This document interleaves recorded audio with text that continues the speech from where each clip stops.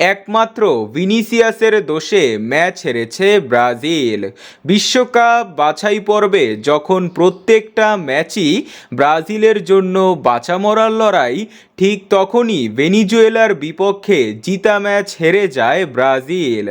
আজ 2026 বিশ্বকাপ বাছাই পর্বের ম্যাচে প্যারাগুয়ের মাতুরিনে মাঠে নেমেছিল ব্রাজিল ও ভেনিজুয়েলা।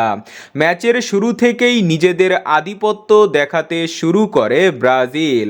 হাফ টাইম শেষ হওয়ার কিছুক্ষণ আগে ডি বক্সের বাহিরে ফ্রি কিকের সুযোগ পেয়ে যায় ব্রাজিল।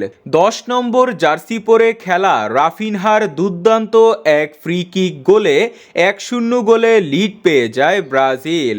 তারপর দ্বিতীয় হাফ শুরু হতে না হতেই ডিফেন্ডারদের ব্যর্থতায় গোল হজম করে ব্রাজিল।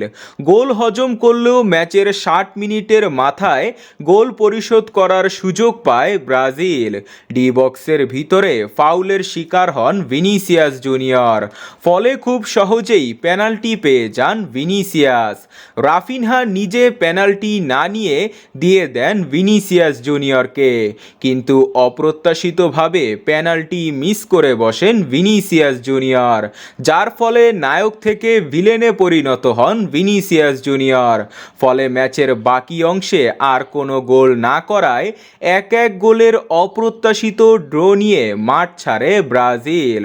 তো বন্ধুরা, ভিনিসিয়াসকে নিয়ে আপনার মতামত কি? কমেন্টে জানান।